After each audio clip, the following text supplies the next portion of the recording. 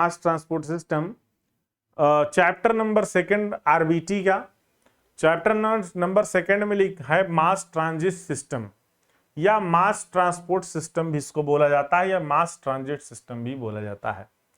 मास का मतलब होता है कि बहुत ही, देखिए यहां पर वो मास द्रव्यमान की बात यहां पर नहीं है, कुछ उसी जैसा ही है, बट यहां पर उसका मतलब है कि एक ही साथ बहुत से ज्यादा लोग, यानी एक ही साथ ज्यादा से ज्यादा लोग जब एक स्थान से दूसरे स्थान पर पलायन करते हैं या जाते हैं तो उसको मास ट्रांजिट सिस्टम कहते हैं या मास ट्रांजिट बोलते हैं। ठीक है, एक स्थान से दूसरे स्थान पर जाने का मतलब है कि बहुत बल्क में, बहुत अधिक में अगर जाए लोग, ज्यादा जनसंख्या में जाए लोग, जैसे किसी भी ट्रेन से एक ही साथ 1200-1500 लोग, 2000 लोग बैठकर दूसरी जगह जाते हैं। ठीक है, तो उसको बोलते हैं मास ट्रांजिट सिस्टम। ठीक है, तो इसी मास ट्रांसपोर्टेशन सिस्टम या मास ट्रांजिट सिस्टम में अगर हम लोग देखें तो इसमें जो है ये व्यवस्था क्या है, आखिर मास ट्रांसपोर्टेशन सिस्टम है क्या। तो इस सिस्टम में लोगों को एक स्थान से, लोगों को ध्यान रखिएगा, इस लोगों को मतलब होता है बहुत अधिक जनसंख्या, बहुत अधिक जनसंख्या, बहुत अधिक जनसंख्या।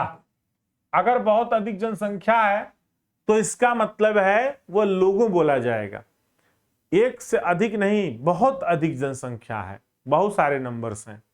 तो इस सिस्टम में लोगों को एक स्थान से दूसरे स्थान तक वाहनों द्वारा ले जाया जाता है, जैसे हवाई जहाज से, रेलवे से, बसें से। इन सब से क्या होता है, इन सब से क्या होता है, एक स्थान से दूसरे स्थान पर ले जाया जाता है। ठीक है, अगर एक स्थान से दूसरे स्थान पर वो भी कई लोगों को, बहुत सारे लोगों को अगर आप लेके जाते हैं तो इसी को बोलते हैं मास ट्रांसपोर्टेशन सिस्टम। ठीक है, हाँ बोलिए राहुल, बोलिए बोलिए, हैंड रेज किए हैं, क्या प्रॉब्लम है? अरे ऐसे कैसे हो गया पूछना है, नहीं हो गया। चलिए, मास ट्रांजिट का प्रयोग आमतौर पर बड़े पैमाने पर परिवहन के रूप में किया जाता है।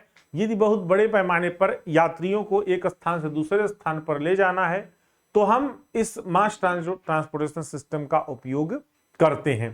मास ट्रांसपोर्टेशन सिस्टम के अंतर्गत हमारी रेलवे सेवा है, बसेस हैं और हवाई सेवाएं हैं। अब इसी में हवाई जहाज के भी अलावा इसमें आ गए हैं आपका शिप, जो पानी वाली जहाजें हैं, शिप जिसको बोलते हैं, यानी कि नेविगेशन सिस्टम, या फिर कह सकते हैं कि जो है हमारा जो है शिप, यानी कि जो पानी वाली जहाज है, पानी की जहाज से भी आजकल यहाँ पर जो है ट्रांसपोर्टेशन होने लगा है। जैसे अभी प्रयागराज से नहीं, बनारस से कोलकाता के बीच चल रहा है जो है पानी की जहाज, लोगों को लेके जाता है, लेके आता है। ठीक है, इस तरह से और भी एक दो जगह शुरुआत हुआ है। तो मास ट्रांसपोर्टेशन सिस्टम अब आपको समझ में आ गया होगा कि आप इस सिस्टम में क्या कर सकते हैं, लोगों की या बहुत अधिक जनसंख्या को एक स्थान से दूसरे स्थान पर वाहनों के माध्यम से यदि हम लेके जाते हैं तो उसको मास ट्रांसपोर्टेशन सिस्टम कहते हैं। एडवांटेज की अगर बात करें, इसके फायदे की बात करें, तो मास ट्रांसपोर्टेशन सिस्टम के बहुत सारे फायदे हैं। और यदि आप भी मास ट्रांसपोर्टेशन सिस्टम को अपनाते हैं तो आप इन्वायरमेंटल के जो है सुरक्षा के लिए बहुत भागीदार हैं, यानी इन्वायरमेंटल में आप बहुत बड़ा योगदान दे रहे हैं अच्छे इन्वायरमेंट के लिए। Advantage of mass transportation system के फायदे क्या है, देखिए, एक बार में अधिक यात्रियों को ले जाया जाता है। तो सबसे बड़ा फायदा यह है कि एक ही बार में ज्यादा से ज्यादा यात्री एक स्थान से दूसरे स्थान पर चले जाते हैं। ठीक है, इससे क्या होता है, खर्चा भी कम लगता है लोगों का, 10 ही रुपए का टिकट लेंगे और सब निकल जाएंगे उसी से। यात्रियों पर आने वाला खर्च कम होता है ना, कम पैसे में यात्री एक स्थान से दूसरे स्थान पर चले जाएंगे। निजी वाहनों की तुलना में प्रति व्यक्ति कम जगह लेता है, क्योंकि निजी वाहन अगर आप खुद का गाड़ी लेके जाते हैं, 4 व्हीलर, तो क्या होगा, पूरा रोड पे जाम ही जाम लगा रहेगा, जगह क्या होगी वहां पर, ज्यादा घेरेंगे आप, हैं अकेले और 4 पहिया वाहन लेके जा रहे हैं। लेकिन अगर यही मास ट्रांसपोर्टेशन सिस्टम अपनाएंगे तो जगह भी कम घेरेगा और ज्यादा से ज्यादा लोग जा भी सकते हैं। लंबी यात्रा में सुखदाई होता है। जो हमारा निजी वाहन अगर आप कहीं लंबी सफर में लेके जाते हैं तो आपके लिए कष्टदायक है भाई। गाड़ी चलाना बहुत कठिनाई का काम है, वो भी लंबे समय तक, यानी काफी देर तक गाड़ी चलाना बहुत ज्यादा सेहत के लिए नुकसानदायक है, थक जाएंगे। लेकिन इसमें ऐसा नहीं होता, इसमें ड्राइवर बदलते रहते हैं मास ट्रांसपोर्टेशन सिस्टम में, और यात्री वही रहते हैं। यहां से मुंबई जाना है, सोते हुए लेटते हुए खाते पीते निकल जाइए, चना चबाते मूंगफली, ठीक है। तो काफी सुखदायी यात्रा होती है। निजी वाहनों की तुलना में कम प्रदूषण फैलता है। उसका कारण क्या है कि जैसे अभी मान लीजिए कि ये इलेक्ट्रिक से चल रहे हैं रेलवे, हवाई जहाज भी एक ही हवाई जहाज उड़ रहा है, तो प्रदूषण उतना नहीं फैलेगा जितना कि रोड पर ढेर सारे लोग अपना निजी वाहन लेके जाते हैं। दिल्ली में यही गवर्नमेंट कहती है, दिल्ली में, कि भैया आप निजी वाहन कम उपयोग करिए, मास ट्रांसपोर्टेशन सिस्टम ज्यादा अपनाइए दिल्ली में। उसका कारण क्या है, वहां पर प्रदूषण बहुत ज्यादा फैल रहा है। तो सब लोग अगर मेट्रो का उपयोग करें, सब लोग यदि रेलवे का उपयोग करें, सब लोग यदि वहां पर जो है बसेस का उपयोग करें, तो वहां पर प्रदूषण कम हो जाएगा। क्योंकि वहां पर ज्यादा लोग क्या है, गाड़ियां वगैरह लेके निकलते हैं। मैं खुद रहा हूं वहां पर, देखता हूं बहुत ज्यादा गाड़ी जाती रहती, पर्सनल गाड़ी लोग ज्यादा यूज करते हैं। तो ये थे इसकी क्या फायदे। Disadvantage of mass transportation system अगर हम लोग यहां पर देखते हैं, आखिर क्या डिसएडवांटेज है, क्या कमियां हैं। तो यहां पर एक सबसे बड़ी कमी है कि यह केवल उन्हीं क्षेत्रों में संभव है जहां जनसंख्या अधिक है। मान लीजिए जनसंख्या कम है, तो क्या मास ट्रांसपोर्टेशन सिस्टम वहां पर अच्छा रहेगा? नहीं अच्छा रहेगा, ठीक है। जैसे अभी जिस क्षेत्र में, जैसे मैं देखा हूं नेपाल में क्या है, वहां पर जनसंख्या कम है। नेपाल में वहां पर जनसंख्या कम है, और वहां पर जनसंख्या कम है तो वहां पर हर जगह रेलवे लाइन नहीं है, वहां पर मेट्रो का तो कोई नाम ही निशान नहीं है। रेलवे लाइन कुछ जगहों पर है जहां पर लोग जनसंख्या है, जहां पर नहीं है नेपाल में वहां पर कुछ नहीं है, ठीक है। लोग पर्सनल गाड़ी लेके जाते हैं। तो नेपाल में मैं ऐसा देखा हूं, गया था अभी पिछले साल, तो वहां पर मैं देखा था कि वहां पर मास ट्रांसपोर्टेशन सिस्टम का जो है डिसएडवांटेज है। अगर वहां पर बना देंगे आप तो उसका कोई यूज नहीं करेगा, क्योंकि जनसंख्या नहीं है तो कौन यूज करेगा, ठीक है। यह सिस्टम भीड़ भाड़ से युक्त होती है। तो एक तो यही समस्या है कि बहुत ज्यादा भीड़ रहती है, छेड़खानियां भी बहुत ज्यादा होती हैं। मैं दिल्ली में भी रहा हूं 1-1.5 साल, तो वहां पर देखा हूं कितनी भीड़ रहती है कि वो जो दरवाजे नहीं बंद हो पाते हैं मेट्रो के, ठीक है। बहुत ज्यादा भीड़ रहती है बहुतायत में, तो ये थोड़ा सा दिक्कत आती, कठिनाई आती है। इस सिस्टम का निर्माण एवं संचालन के लिए खर्च अधिक होता है, ठीक है। तो अभी क्या है कि पूरी रेलवे लाइन बिछानी पड़ेगी, उसमें पैसे ज्यादा लगेंगे। रेलवे जो है लेके जाएगा, उसका तेल वगैरह का ज्यादा लगेगा, और यात्री यदि कम रहेंगे तो घाटे में। अभी भी कहते हैं ना रेलवे घाटे में चल रही है, तो बस वही बात है। इस सिस्टम में वाहन अपने निर्धारित समय पर ही चलता है, तो ये सबसे बड़ा डिमेरिट है। इसी की वजह से बहुत सारे लोग मास ट्रांसपोर्टेशन सिस्टम नहीं अपनाते।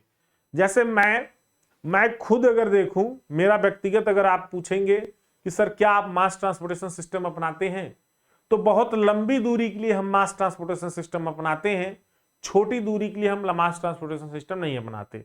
क्योंकि मेरे लिए समय महत्वपूर्ण है, ठीक है। और समय जो है वो मैं देखता हूं, जैसे मैं अभी घर पे भी जाऊं, यहां से मेरा घर 40 किलोमीटर है, तो हम चाहे तो मास ट्रांसपोर्टेशन सिस्टम अपना सकते हैं, लेकिन हम मास ट्रांसपोर्टेशन सिस्टम जब तक अपनाने जाएंगे हम तब तक घर पहुंच जाएंगे। बात समझ रहे हैं? जैसे अभी 40 किलोमीटर हम बाइक उठाएंगे तो हम 45 मिनट में आराम से घर पहुंच जाते हैं, या कितना खींच के ले जाएंगे तो 1 घंटा, मतलब धीरे धीरे जाएंगे तो 1 घंटा, यानी 1 घंटे में 40-45 किलोमीटर हम आराम से पहुंच जाते हैं। लेकिन अगर ये मास ट्रांसपोर्टेशन सिस्टम अपनाए तो स्टेशन पे जाएंगे, रेलवे पकड़ेंगे, ट्रेन पकड़ेंगे, तो आधा घंटा तो वहीं निकल जाएगा पकड़ते पकड़ते। फिर वो लेट डिले होगा, 1 घंटे पहुंचेगा, तो 2 घंटे में तो हम घर पहुंचेंगे। 1 घंटे हमारा फिजूल का गया, उतने में हम चले आएंगे। तो ये थोड़ा सा डिमेरिट किसी किसी के लिए हो जाता है। और इसका जो है निर्धारित समय नहीं है ना भाई, क्या है कि ये जो है नहीं, ये निर्धारित समय पर ही चलता है। जब जाना, आपको जाना है 1 बजे, आपको जाना है 1 बजे, 2 बजे वहां पहुंचना है, पता चला ट्रेन ही यहां 2 बजे आएगी, तो ये तब सबसे बड़ा इसका डिमेरिट है कि इसका जो टाइम है वो फिक्स होता है, आपके अनुसार ये नहीं चलेगा। ठीक, पांचवा इसी में ऐड कर दीजिए कि ये जो है इसका स्थान फिक्स होता है, इसका स्थान जो है वो फिक्स होता है, आपकी गंतव्य स्थान तक ये नहीं पहुंचाता। स्थान फिक्स होता है, आपकी गंतव्य स्थान तक नहीं पहुंचाता है। ठीक है, इसका स्थान फिक्स होता है, गंतव्य स्थान तक नहीं पहुंचाता है। ठीक है, एकदम एग्जैक्ट वहां पे नहीं पहुंचाएगा, आपको वही उतार देगा, आप पैदल जाइए या रिक्शा करके जाइए। तो ये ठीक है, ये थोड़ा सा इसकी डिमेरिट है, इस चीज को ध्यान में रखिएगा। ठीक, इसीलिए लोग ज्यादा तक नहीं अपनाते। जैसे भी किसी के घर पे, अब जहां पे हमें उतरना है ना ट्रेन से, वहां से भी हमें 500-400 मीटर दूर आना पड़ेगा, तब जाके गाड़ी मिलेगी, तब अपने घर तक आएंगे। तो उससे अच्छा है कि भाई हम अपना बाइक से ना चले जाएं, तो इसीलिए निजी वाहन अपनाना पड़ता है। तो ये भी ध्यान रखिए, दो चीजें हैं, एक तो ये अपने निर्धारित समय पे ही चलेगा, आपके अनुसार नहीं चलेगा। दूसरा ये है कि इसका लोकेशन फिक्स होता है, वहीं पर जाकर रुकेगा। ठीक है, आपके गंतव्य स्थान तक ये नहीं पहुंच पाएगा।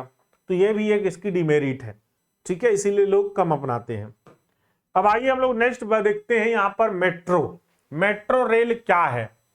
मेट्रो रेल क्या है, आखिर मेट्रो रेल क्यों अपनाया जा रहा है खूब। ठीक है, अभी आप देखेंगे ना कि जो मेट्रो है वो लगभग हर एक सिटी में अब काफी तेजी के साथ डेवलप हो रहा है, हर एक सिटी में। ठीक है, तो ये मेट्रो रेल क्या है, मेट्रो रेल जो नाम ही आया है, मेट्रो रेल को हम लोग MRTS, mass rapid transportation system भी कहा जाता है, इसीलिए इसको हम लोग मेट्रो रेल बोल रहे हैं। Mass rapid transportation system MRTS भी इसको हम लोग कहते हैं। इस सिस्टम में बहुत से लोग एक समय में एक स्थान से दूसरे स्थान पर बड़ी आसानी से यातायात करते हैं। ठीक है, उसका कारण क्या है, बड़ी आसानी का मतलब है कि आसानी से बैठते हैं, एकदम मस्त AC चलता है और फटाक से दूसरी जगह 40 मिनट 45 मिनट में, मतलब दूरी पर 1 मिनट में लगभग 1 किलोमीटर दूरी तय कर लेता है।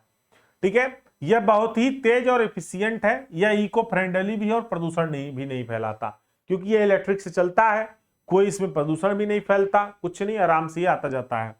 हमारे देश में मेट्रो रेल करीब 20 साल से है। आजकल Delhi metro, Kolkata metro, Mumbai metro, UP metro और भी राज्य में मेट्रो रेल परिवहन के क्षेत्र में काम कर रहे हैं। ठीक है, तो लगभग अब यही नहीं, जैसे मैं देखा हूं अहमदाबाद मेट्रो है, गुजरात मेट्रो जिसको बोलते हैं, लगभग सभी जगहों पर मेट्रो आपका संचालन, पटना मेट्रो शुरू हो गया है, हर जगह मेट्रो आपका चालू हो गया। तो भारत की प्रथम मेट्रो कहां पर चली थी, सबसे पहली जो मेट्रो चली थी वो कोलकाता मेट्रो सबसे पहली मेट्रो है। 1984 में कोलकाता मेट्रो क्या हुआ, इसका संचालन शुरू हो गया था। ठीक है, यूपी मेट्रो में जो अगर आप बात करते हैं, यूपी मेट्रो हमको तो लगता है, देखिए अभी तक का जो मेट्रो है वो है कोलकाता मेट्रो पुराना सबसे, और दिल्ली मेट्रो, इस तरह का। यूपी मेट्रो में जो विस्तार हो रहा है वो काफी ज्यादा देखने को मिल रहा है। यूपी मेट्रो में भी कई मेट्रो हो गए इसी में, देखिए यह तो यूपी मेट्रो ही। अब इसमें ना यूपी में क्या है कि बहुत बड़ा क्षेत्र है, तो कई सिटी है इसमें। तो इसमें क्या होगा, यूपी मेट्रो में आप देखेंगे जैसे अभी कानपुर मेट्रो है, तो सबसे पहले लखनऊ मेट्रो स्टार्ट हुआ। ठीक है, तो लखनऊ मेट्रो जो है ये यूपी मेट्रो के ही अंतर्गत आता है, कोई झगड़ा मत किसी से करना। ठीक है, लखनऊ मेट्रो अलग है, यूपी मेट्रो अलग है। तो लखनऊ मेट्रो जो है, इसी तरह से कानपुर मेट्रो है। ठीक है, तो ये सब यूपी मेट्रो के ही अंतर्गत आता है। कानपुर मेट्रो है, आगरा भी शुरू होने वाला है शायद, आगरा मेट्रो है। ठीक है, उसके बाद एक नोएडा मेट्रो है, दिल्ली की तरफ जो नोएडा मेट्रो वो भी यूपी का ही है, नोएडा मेट्रो है। ठीक है, मेट्रो है, शायद प्रयागराज भी मेट्रो शुरू होने वाला है। ठीक है, मथुरा मेट्रो भी शुरू होने वाला है। इस तरह से लगभग यूपी में जिले जितने हैं, बनारस मेट्रो भी शुरू होने वाला है। ठीक है, तो इस तरह से लगभग सभी मेट्रो शुरू होने वाले, ये सब UPMRC, Uttar Pradesh metro rail corporation, UPMRC, ये जो है शुरू होता है। जितने भी मेट्रो हैं उसमें स्टेट गवर्नमेंट और सेंट्रल गवर्नमेंट का दोनों का हिस्सेदारी होता है, इस चीज को ध्यान में रखना। यानी कि जो स्टेट गवर्नमेंट है, स्टेट गवर्नमेंट और सेंट्रल गवर्नमेंट दोनों का हिस्सेदारी इसमें होता है। जैसे दिल्ली में जो मेट्रो है वो दिल्ली गवर्नमेंट भी उसमें शेयर है उसका, और सेंट्रल गवर्नमेंट का भी शेयर है। यानी जब उसको बनाने की बात आएगी तो दिल्ली गवर्नमेंट सेंट्रल गवर्नमेंट दोनों लोग पैसा लगाएंगे, और प्रॉफिट कमाने की बात आएगी तो दिल्ली गवर्नमेंट और सेंट्रल गवर्नमेंट दोनों प्रॉफिट कमाएंगे। स्टेट गवर्नमेंट, अभी जैसे दिल्ली में ही लफड़ा हुआ था, शायद वो क्या नाम है, केजरीवाल महिलाओं के लिए यात्रा फ्री कर दिए, लेकिन सेंट्रल गवर्नमेंट बोला नहीं, हमें पैसा चाहिए, आप फ्री कर रहे हो तो हम क्यों फ्री करें। तो फिर स्टेट गवर्नमेंट को सेंट्रल गवर्नमेंट को पैसा देना पड़ेगा। ठीक है, क्यों? क्योंकि सेंट्रल गवर्नमेंट थोड़ी ना फ्री किया, आप किए हो तो आप समझिए, अपना वाला शेयर आप कम करिए, हमसे क्या मतलब है। तो ऐसी भी लफड़ाएं, ऐसी भी जो है विवादें होती रहती हैं। इसी प्रकार से यूपी मेट्रो में भी यूपी का भी जो है उसमें शेयर रहता है, प्रॉफिट यूपी वाला भी गवर्नमेंट कमाता है और सेंट्रल वाला भी गवर्नमेंट कमाता है। तो ये ऐसी ये जो है एक तरह से अगर देखिए कॉर्पोरेशन है, निगम है, जिसमें दोनों का यहां पर भागीदारी होता है और दोनों लोग मिलकर काम करवाते हैं, दोनों लोग मिलकर प्रॉफिट भी कमाते हैं। ठीक है, ये इसलिए बता रहा हूं क्योंकि आप सिविल इंजीनियर हैं, आपको जानना बहुत जरूरी है।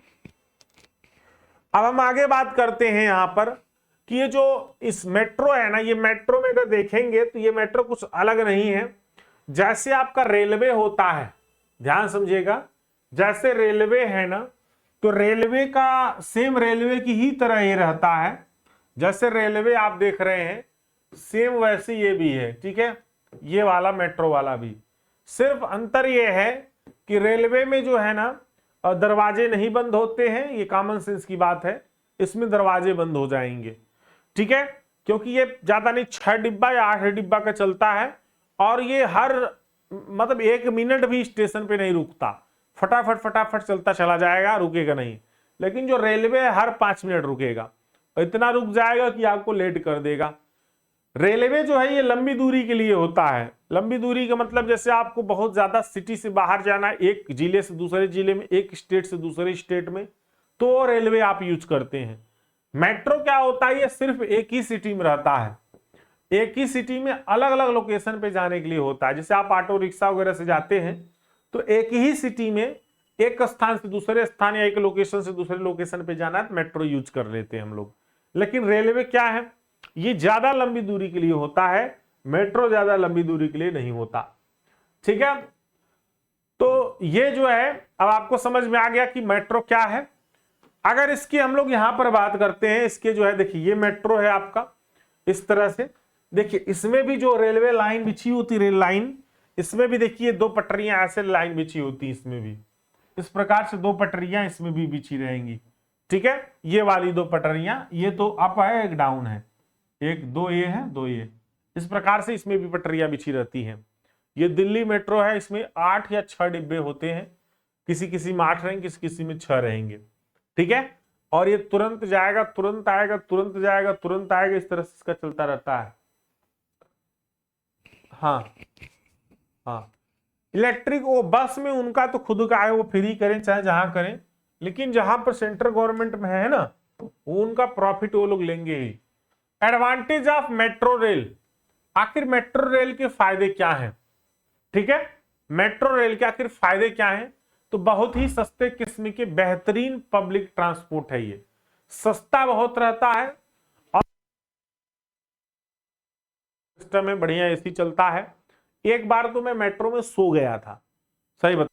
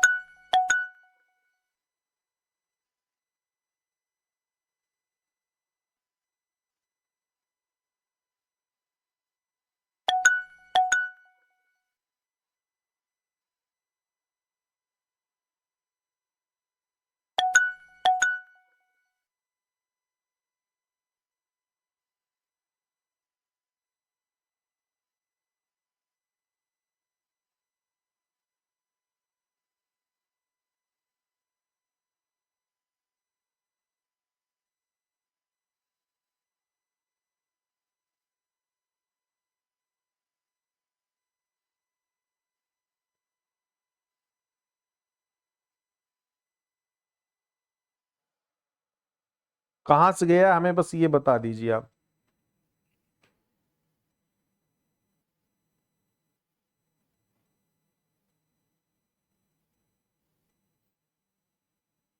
वो टॉपिक बता दीजिए ना कहां से गया। अरे बाप रे, एडवांटेज से गया है। पहले बताना चाहिए आप लोग को यार। एक चीज मैं आपको बताऊं, जब भी वॉइस जाया करे तो क्या करेंगे आप लोग बताइए, या कोई प्रॉब्लम आया करे तो क्या करेंगे। चैट में दिखाई नहीं देता, मान ली पढ़ा रहे हैं, आप लोग 2-3 लोग मिलके हैंड रेज कर दिया करिए, ठीक है। क्या करेंगे, हैंड रेज करेंगे। जैसे कोई प्रॉब्लम हुई तुरंत हैंड रेज किया करिए, 2-3 लोग मिलके एक साथ, ठीक है। चैट पढ़ा रहा हूं तो कंसंट्रेशन यहां पे होता है, ठीक है। चैट ना करके उस टाइम पर जैसे मान ली वॉइस कट हुई या कोई दिक्कत आई, तुरंत हैंड रेज उठाइए, हैंड रेज करिए। हैंड रेज में क्या होता है, वॉइस आती है तो वो सुनाई देता है टन टन टन टन करके, ठीक है। तो हैंड रेज किया करिए, हैंड रेज हमें सुनाई दे देगा, ठीक। चलिए आइए आगे बढ़ाते हैं। हाँ कोई बात नहीं, फिर से देख लेते हैं। अरे हम हैं तो फिर क्या गम है। चलिए, तो मेट्रो रेल के फायदे क्या हैं, फायदे फिर से बताते हैं, पूरा बता दिए कहानी। देखिए एडवांटेज आप मेट्रो रेल की अगर बात करते हैं, बहुत ही सस्ते किस्म की बेहतरीन पब्लिक ट्रांसपोर्ट है। क्या है ये, बहुत सस्ता है, और सस्ते के साथ साथ काफी जो है ये अगर देखें अच्छा है, ठीक है, बेहतरीन है ये। क्लियर, क्योंकि यहां पर सारी सुविधाएं मिलती हैं। इसमें यात्री बहुत आसानी से और आरामदायक यात्रा कर सकते हैं। आसानी से आरामदायक मतलब एक बढ़िया एसी लगा रहता है, और हम लोग अच्छा खासा इसमें सफर करते हैं, कोई दिक्कत बात नहीं होती। इसमें दूसरे ट्रांसपोर्ट की अपेक्षा मेंटेनेंस के खर्चे कम आते, क्योंकि बस वगैरह से जाएंगे तो बहुत ज्यादा उसमें जो गवर्नमेंट है उस पर खर्च करती है, बस को मेंटेनेंस करवाती है बार बार। इसमें उतना मेंटेनेंस करवाने की जरूरत नहीं पड़ती, ठीक है। और अगर इसमें देखें ट्रैफिक की समस्या तो नहीं होती। देखिए अगर बस वगैरह सिस्टम अपनाते हैं तो जगह जगह पर बस रुकती है, ठीक है। ठीक, बस पर जो है क्या है कि जगह जगह रुकेगी, जाम लगेगा। इसमें ऐसा सिस्टम कुछ नहीं होता। इसमें क्या है कि जाम वगैरह की समस्या नहीं आती, लगातार ये कंटिन्यूअस चलता रहता है। इसमें प्रदूषण नहीं होता, इलेक्ट्रिक का है तो इलेक्ट्रिक का स्वाभाविक सी बात है प्रदूषण नहीं होगा। इसको बनाने की ज्यादा जगह की आवश्यकता नहीं पड़ती है, क्योंकि ये रोड वगैरह जो होता है उसी के बीच में जो डिवाइडर होता है उसी पर पिलर वगैरह लगा के ओवरहेड टाइप का बना देते हैं, तो इस पे खर्च भी जो है मतलब जगह भी ज्यादा ये नहीं लेता। डिसएडवांटेज में अगर बात करते हैं, इसका डिसएडवांटेज क्या है, तो डिसएडवांटेज इसका ये है कि ये फिक्स रूट और फिक्स टाइम पर चलती है। यानी हम तुरंत जाएंगे, जरूरी नहीं तुरंत मेट्रो मिल जाए, थोड़ा 10-5 मिनट वेट करना पड़ेगा। रूट भी इसका फिक्स है, जिस रूट पे जाएगा बस उसी पे हमेशा जाएगा, आपके ठीक गंतव्य तक ये नहीं पहुंचा पाएगा, क्योंकि ये जो है अभी हर लोकेशन पे तो पॉसिबल है नहीं मेट्रो पहुंचाए, तो इसलिए इसका रूट भी फिक्स है। कुछ जगहों पर अंडरग्राउंड टनल की लागत बहुत ज्यादा होती है, भाई वहां पर क्या है अंडरग्राउंड टनल बनाएंगे तो खर्चा ज्यादा आएगा। हाई राइज बिल्डिंग है तो काफी जो है अच्छी जो है क्वालिटी का बहुत ज्यादा उसमें रेनफोर्समेंट वगैरह डालना पड़ेगा, तभी वो हमारा टनल बन सकता है, तो खर्च भी बहुत ज्यादा वहां पर आएगा, ठीक है। शहर के सभी जगहों पर इसके द्वारा नहीं आपको पहुंचाया जा सकता है, जोड़ा जा सकता है। शहर के कुछ ही स्थानों को ये जोड़ सकता है, शहर के सभी स्थानों को ये जोड़ नहीं सकता है। मोनोरेल की अगर बात करते हैं, मोनोरेल क्या है, ये थोड़ा सा मेट्रो से अलग होता है। मोनोरेल जो है अभी तक मुंबई में ये जो है मुंबई मोनोरेल के नाम से, ठीक है। और ये जो है ना इसमें क्या होता है, रेल पटरी नहीं होती है, ये एक बीम होता है, उसी बीम के ऊपर क्या होता है ये मोनोरेल चलता है। मेट्रो से ये काफी छोटा होता है, इसमें ज्यादा डिब्बे नहीं होते हैं, ठीक है। मोनोरेल ऐसी ट्रेन है जो रेलवे लाइन पर नहीं बल्कि एक बीम के सहारे चलती है, और इसके सभी कोच इसी बीम से जुड़े होते हैं। तो एक बीम होगी और उसी बीम के सहारे ये चलती है, और इसमें जो है बहुत ज्यादा जो है डिब्बे नहीं रहते हैं। जैसे ये देखिए, ये मुंबई मोनोरेल है, यहां लिखा हुआ है मुंबई मोनोरेल। देखिए 1 डिब्बा, 2 डिब्बा, 3 डिब्बा, 4 डिब्बा, तो 4 डिब्बे के ये चल रहे हैं मोनोरेल। इधर भी देखिए मुंबई मोनोरेल लिखा हुआ है, इसमें भी 4-5 डिब्बा रहता है, इससे ज्यादा नहीं रहता है। तो ये क्या है, अब देखिए यहां पर पटरी नहीं बिछी हुई है, ये कॉलम है और इसी कॉलम पर एक ऐसे बीम बनाया गया है और उसी बीम पर ही ये क्या होता है, ऐसे चलता है। ठीक है, तो इस तरह से देखिए बीम पर ही बस चलेगा, इसमें पटरियां नहीं होती। तो ये सिर्फ मुंबई में है, मुंबई में मेट्रो भी है, मोनोरेल भी है। ठीक है, आई बात समझ में। चलिए, तो यहां पर आप आगे देखेंगे तो यहां पर जो है मोनोरेल क्या है, इसका जो पाथ रोड है, पाथ रोड से लगभग, इसका जो पाथ है वो रोड से लगभग 10 फीट या इससे भी अधिक ऊंचाई पर बनाया जाता है। तो जो इसका पाथ है ना, जो रोड होता है उससे काफी ऊंचाई पर बनाया जाता है, नीचे नहीं रहता। ये दुनिया की पहली मोनोरेल 1820 में रसिया में बनाई गई थी। तो 1820 में रसिया में सबसे पहले चला था, उसके बाद और देशों में चला, फिर भारत में भी आ गया। 1980 के बाद शहरीकरण करने के बढ़ने के साथ साथ जापान एवं मलेशिया में भी इसका बेहतर इस्तेमाल किया गया। तो जापान वगैरह में भी ज्यादातर उपयोग किया गया, मलेशिया में यूज किया गया, और भी अदर कंट्री में भी इसका उपयोग किया गया। मुंबई मोनोरेल की अगर बात करते हैं तो मुंबई मोनोरेल भारतीय महानगर मुंबई रेल है। यह प्रोजेक्ट मुंबई महानगर प्रदेश विकास प्राधिकरण द्वारा तैयार की गई है। इसका निर्माण जनवरी 2000 में आरंभ हुआ और इसका परिचालन 1 फरवरी 2014 को हुआ, यानी इसको बनाने में 14 साल लग गए।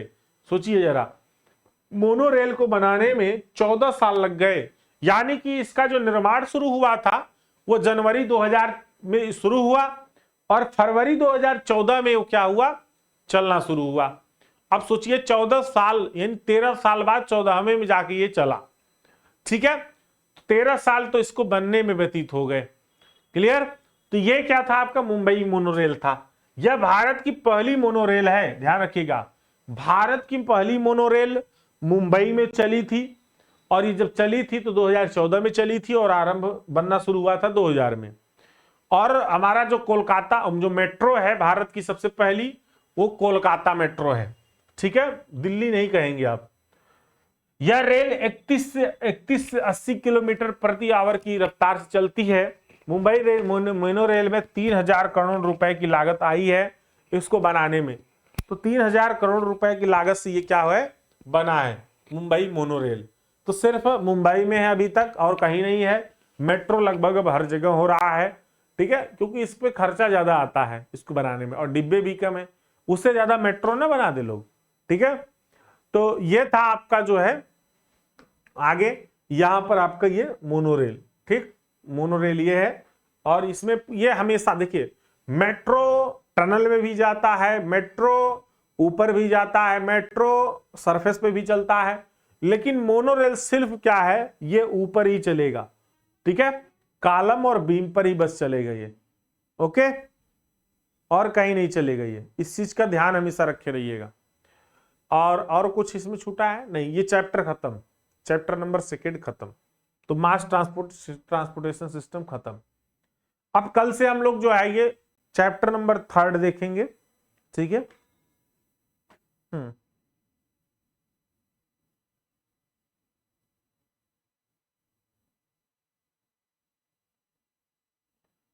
चलिए समझ में आया।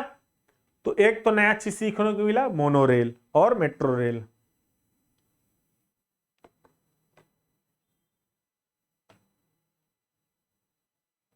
चलिए शाम को फिर मिलते हैं, कोई एक सब्जेक्ट थ्योरी पढ़ा देंगे आपको, फिर उसके बाद ड्राइंग पढ़ा देंगे।